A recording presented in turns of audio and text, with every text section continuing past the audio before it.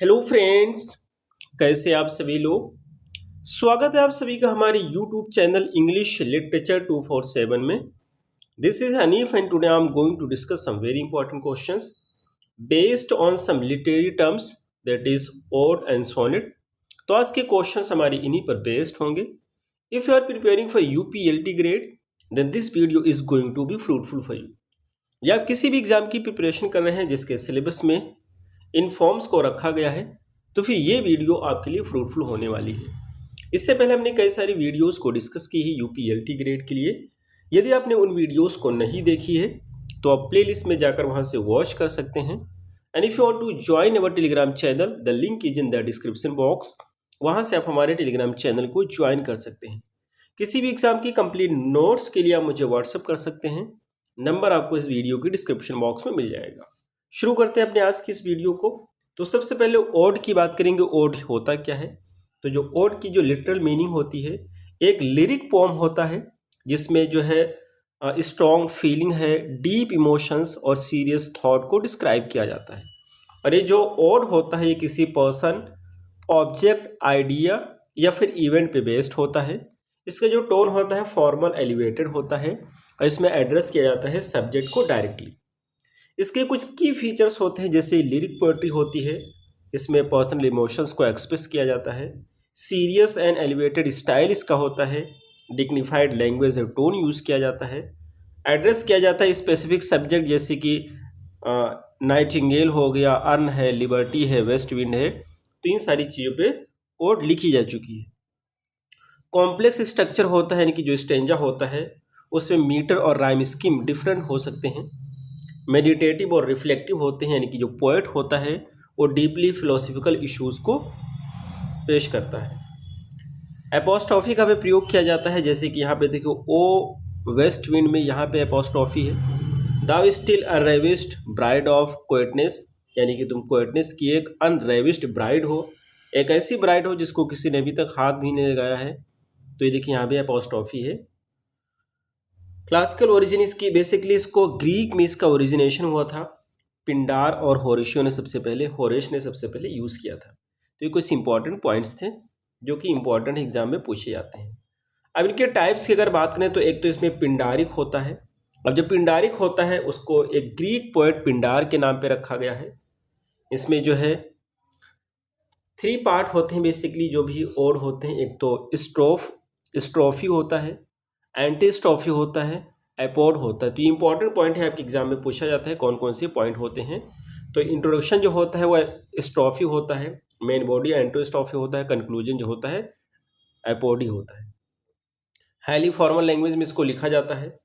Example के तौर पे जैसे थॉमस ग्रे का द प्रोग्रेस ऑफ पोइजी है, पिंडारिक स्टाइल में इसको लिखा गया है। सेकंड है होरेशियन ओड। इसको जो होरेस होते हैं जो कि रोमन पोएट होते हैं उन्हीं के नाम पे रखा गया है।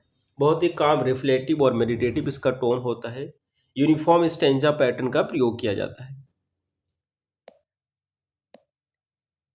नेक्स्ट जो होता है, जैसे कि यहाँ एग्जाम्पल के रूप में जो होरेशियन ओड होता है, Andrew Marvell, Horatian ode upon Cromwell's return from Ireland.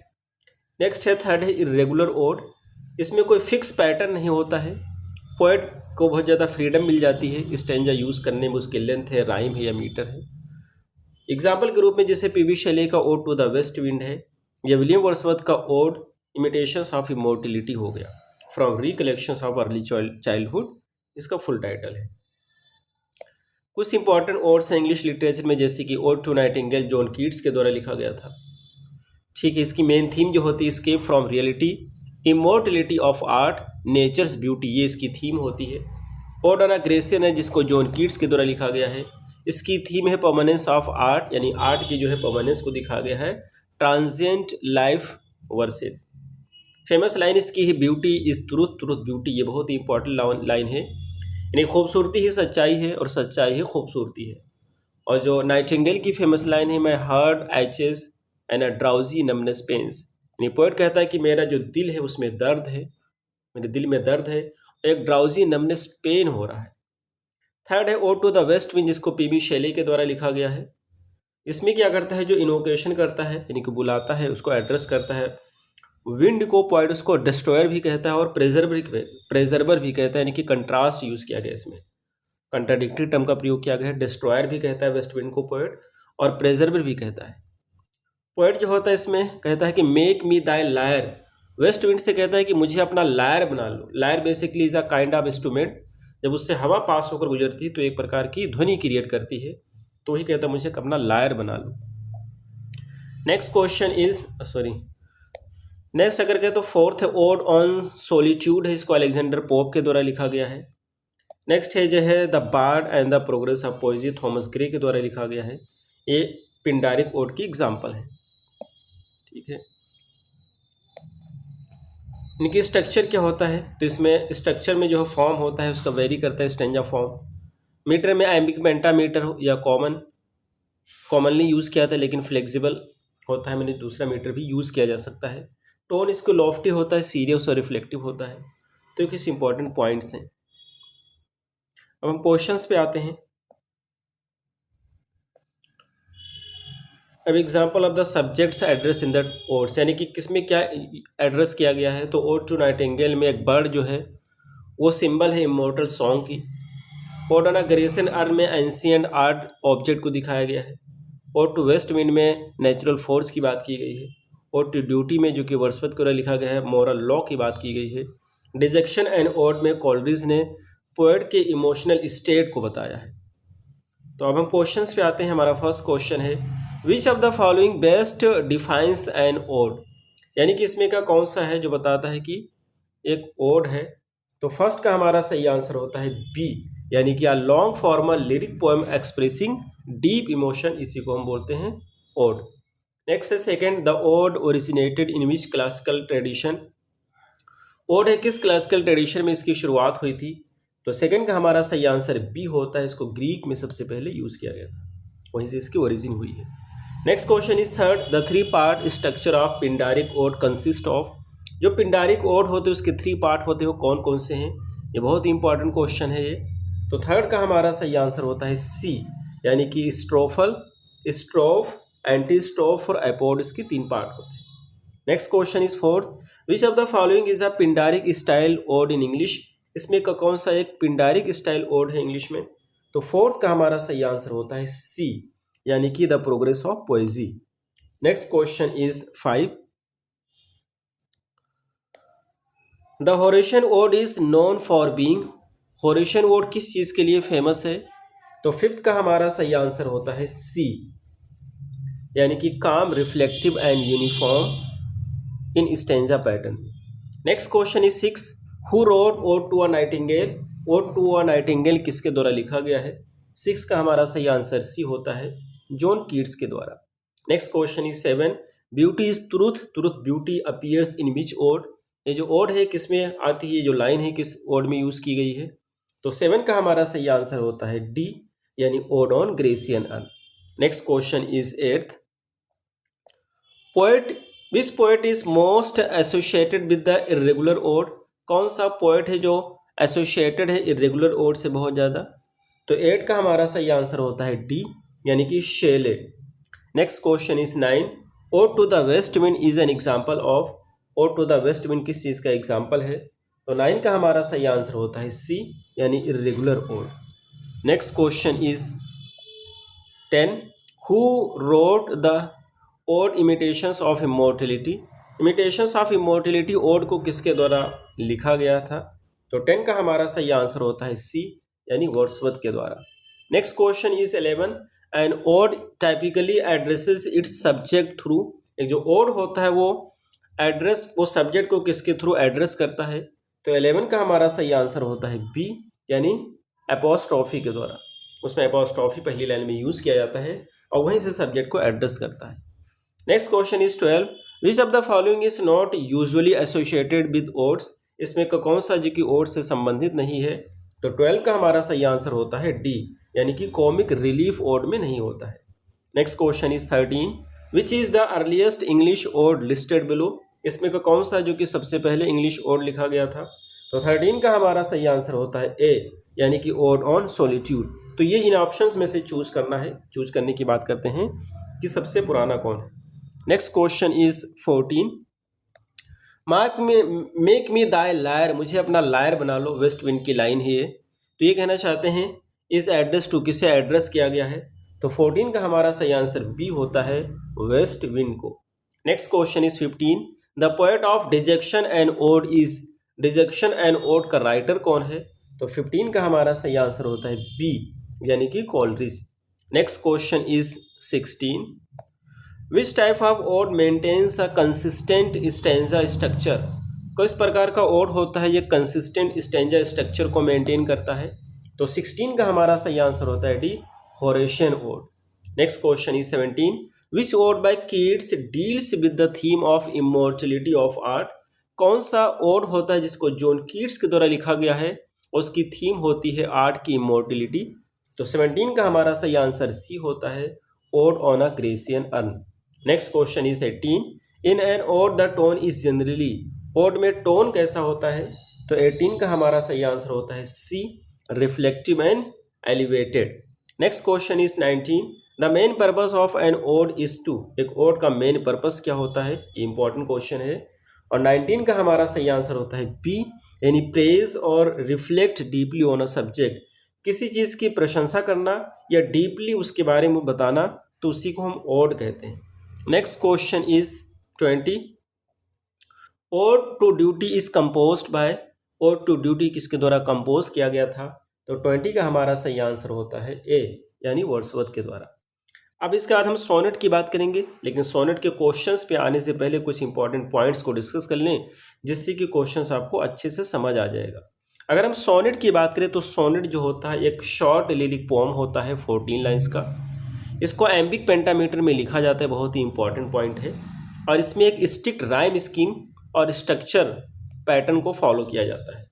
ये जो और कौन सा पैटर्न है या कौन सी राइम स्कीम है हम आगे उसको डिस्कस करेंगे, क्योंकि कई प्रकार की सोनेट होती है, सबका अलग अलग राइम स्कीम होता है। अब जो वर्ड सोनेट होता है इसको एक इटालियन वर्ड सोनेटो से लिया गया है, जिसकी मीनिंग होती है लिटिल सॉन्ग या फिर शॉर्ट पोम, ये इसकी मीनिंग होती है।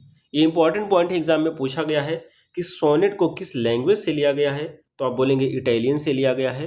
किस इटालियन के किस वर्ड से, तो सोनेटो से। और इसकी मीनिंग क्या होती है ये भी पूछा गया है, तो लिटिल सॉन्ग या शॉर्ट पोम होती है। अब मेन कैरेक्टरिस्टिक्स क्या होते हैं, यानी कि क्या क्वालिटी होनी चाहिए किसी पोम को सोनेट होने के लिए। तो सबसे पहले उसकी लाइन 14 होनी चाहिए उसमें। दूसरा लिरिक फॉर्म में होना चाहिए, जिसमें कि मूड या इमोशन या पर्सनल फीलिंग को एक्सप्रेस किया जाता है। और सोनेट को हमेशा एम्बिक पेंटामीटर में लिखा जाता है। ठीक है।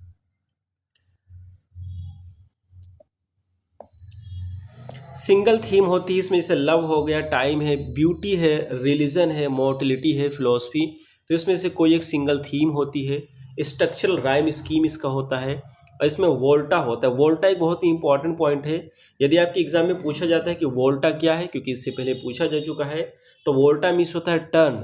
अब टर्न मतलब क्या कहना चाहते हैं, तो ये बेसिकली वोल्टा मीन्स होता है चेंज इन थॉट और इमोशन। कोई भी सोनेट होती है तो स्टार्टिंग में उसका प्रॉब्लम रेज किया जाता है और बाद में सोल्यूशन दिया जाता है। तो अगर हम बात करें इसका जो है कोई भी सोनेट हो जैसे, तो जो जहाँ से उसका सोल्यूशन स्टार्ट होता है वहीं से वोल्टा स्टार्ट होता है।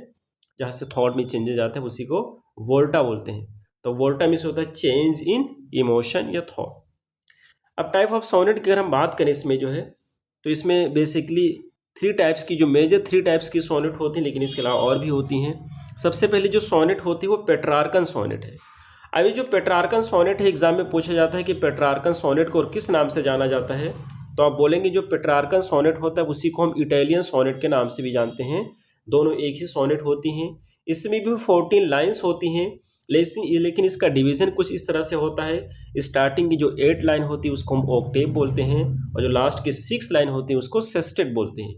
तो अगर आपसे पूछा जाता है कि पेट्रार्कन या इटालियन सोनेट का डिवीज़न किस तरह से होता है, तो ऑक्टेव और सेस्टेट होता है। एग्जाम में कभी कभी ये भी पूछ लिया जाता है कि ऑक्टेव में कितनी लाइन होती हैं या सेस्टेट में कितनी लाइन होती हैं, तो इसलिए 8 और 6 को याद रखेंगे। राइम स्कीम क्या होती है, तो जो ऑक्टेव की राइम स्कीम होती है ए बी बी ए, और सेस्टेट की राइम स्कीम चेंज होती रहती है। कभी कभी सी डी ई, कभी कभी सी डी सी और डी सी डी, और कभी कभी आपको मिलेगा सी डी डी। ये तीनों तरीके से आपको देखने को मिलेंगे राइम स्कीम सेस्टेट की। वोल्टा जो है अपीयर्स आफ्टर द ऑक्टेव, यानी कि ऑक्टेव 8 लाइन के बाद में जब सेस्टेड जहाँ से स्टार्ट होता है तो वहीं पे ऑक्टेव, वहीं से वोल्टा वहीं से स्टार्ट होता है, क्योंकि वहाँ से इमोशन में चेंज आता है। Between the line of 8 and 9 there is where the poem shift from problem से सोल्यूशन की तरफ आता है, या फिर इमोशन से रिफ्लेक्शन की तरफ आता है। जो थीम इसकी क्या होती है, स्पिरिचुअल लव हो गया। जो पेट्रार्कन सोनेट है उसमें स्पिरिचुअल लव है, ब्यूटी है, मेलंकोली है, conflict between desire and reason, तो इसकी थीम्स होती हैं। फेमस एग्जाम्पल कौन कौन से हैं पेट्रार्कन सोनेट के, तो Petrarch sonnets to Laura, Milton की on his blindness, perfect example of Petrarchan style. कुछ एग्जाम्पल है जैसे कि व्हेन आई कंसीडर, ये लाइन उसकी, when I consider how my light is spent, ये प्रॉब्लम है, और बट पेशेंस टू प्रिवेंट, ये रेजोल्यूशन उसका है। सेकंड है शेक्सपियरियन सोनेट। जो शेक्सपियरियन सोनेट होते हैं उसी को इंग्लिश सोनेट भी बोला जाता है, और ये भी बहुत इंपॉर्टेंट है, एग्जाम में पूछा गया है कि शेक्सपियरियन सोनेट को दूसरा नाम क्या होता है। शेक्सपियरियन सोनेट का तो इंग्लिश सोनेट हो जाएगा, अगर पूछा जाएगा इंग्लिश सोनेट का दूसरा नाम क्या है तो शेक्सपियरियन सोनेट हो जाएगा। इसमें भी 14 लाइन्स होती हैं। इसका डिवीज़न कुछ इस तरह से होता है कि पहले 4 क्वार्ट्रेन होती हैं, यानी 4-4 लाइन की 3 स्टेंजा होते हैं, और फिर एक कपलेट होता है। कपलेट यानी कि 2 लाइन का स्टेंजा होता है। तो ये टर्म को याद रखेंगे, एग्जाम में पूछे जाते हैं। इसकी राइम स्कीम इस तरह से होती है, A B C D E F G G, इसकी राइम स्कीम होती है। और इसको जो है फाइनल जो कपलेट जो थीम इसकी होती है उसमें लव है, ब्यूटी है, time, mortality, struggle between desire and reason. अगर हम शेक्सपियर की बात करें, शेक्सपियर ने टोटल 154 सोनेट्स लिखे हैं। उनकी कुछ सोनेट यहाँ पर देखने को मिलेगा, जैसे सोनेट है, सोनेट नंबर 18 है, shall I compare thee to a summer day, summer's day, क्या तुम्हें मैं एक समर के दिन से कंपेयर करूँ, तो पोएट कहता है, शेक्सपियर कहता है।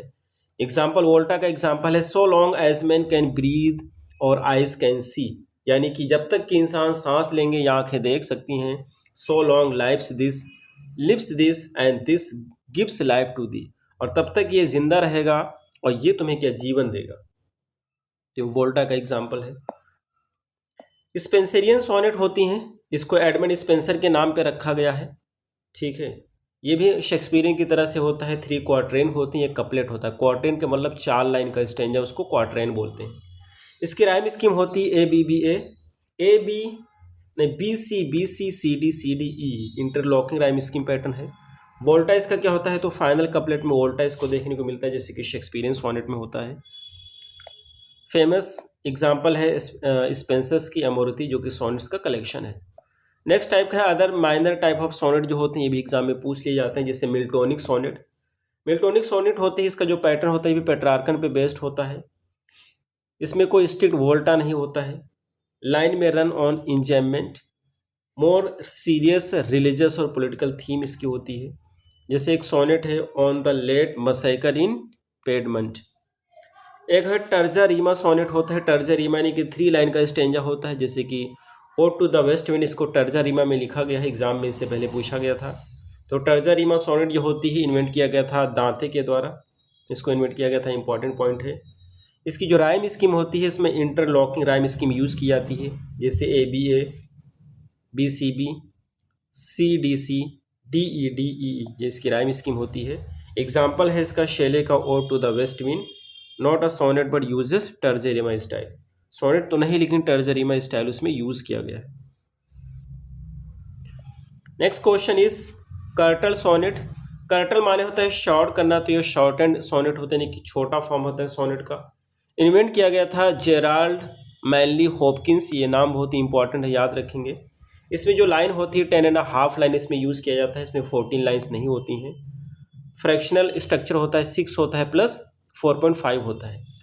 एग्जाम्पल जैसे पियर्ड ब्यूटी है। कोडेट सोनेट होता है, जो कोडेट सोनेट होता है, कोडेट माने उससे टेल होता है, दुम होता है। तो ये जो नॉर्मल 14 लाइन सोनेट होते हैं विद एन एडिशनल टेल होता है उसमें, यानी कि 14 लाइन के साथ साथ एक टेल वहाँ पे यूज़ किया जाता है, और उसी को बोलते हैं caudate sonnet. Use for satirical purpose, उसको सटायरिकल पर्पस के लिए यूज़ किया जाता है। जॉन मिंटल्स का जो है on the new forces of conscience. कुछ फेमस सोनेटियर के नाम है, जैसे मॉडर्न रॉबर्ट लोवेल, सी में सीने। और अब हम डायरेक्ट आते हैं, बाकी आप खुद पढ़ लीजिएगा। क्वेश्चंस पे आते हैं डायरेक्ट अब हम। तो हमारा फर्स्ट क्वेश्चन है, how many lines does a traditional sonnet contain. यानी ये कहना चाहते हैं कि एक जो ट्रेडिशनल सोनेट होती है उसमें कितनी लाइन का प्रयोग किया जाता है। तो फर्स्ट का हमारा सही आंसर होता है सी, यानी कि उसमें 14 लाइन्स यूज़ की जाती हैं। जनरली जो ट्रेडिशनल सोनेट होती है उसमें 14 लाइनें होती हैं। Next question is second, the word sonnet is derive from the Italian word meaning. ये जो सोनेट है इसको एक इटालियन वर्ड से ड्राइव किया गया है, सोनेटो से। उसका मतलब ये कहना चाहते हैं इसका मतलब क्या होता है। तो सेकंड का हमारा सही आंसर होता है बी, यानी कि लिटिल साउंड और song. Next question is third, which poet popularised the English और शेक्सपियरियन सोनेट फॉर्म। ये कौन सा पोएट है जिसने इंग्लिश या शेक्सपियरियन सोनेट को पॉपुलराइज किया था। तो थर्ड का हमारा सही आंसर होता है सी, यानी कि Shakespeare. Next question is fourth, the typical metre of an English sonnet is. English sonnet का टिपिकल मीटर क्या होता है। तो फोर का हमारा सही आंसर बी होता है, इसको एम्बिक पेंटामीटर में लिखा जाता है। Next question is fifth, the rhyme scheme of a Shakespearean sonnet. Shakespearean sonnet की राइम स्कीम क्या होती है। तो फिफ्थ का हमारा सही आंसर होता है सी, यानी कि A B C D E F G G, इसकी राइम स्कीम होती है। Next question is six, a Petrarchan sonnet is divided into. Petrarchan sonnet का डिवीजन किस तरह से होता है। तो सिक्स का हमारा सही आंसर बी होता है, an octave and a sestet. यानी कि पहले 8 लाइन होती हैं, बाद में 6 लाइन होती हैं, और इसी बीच में वोल्टा यूज किया जाता है। Next question is 7, the common rhyme scheme of a Petrarchan Octave is. Petrarchan की जो ऑक्टेव होती है उसका कॉमन राइम स्कीम क्या होता है, जो सभी में देखने को मिलेगा। तो 7 का हमारा सही आंसर बी होता है, A B B A. Next question is 8, the turn और shift in a sonnet is known as.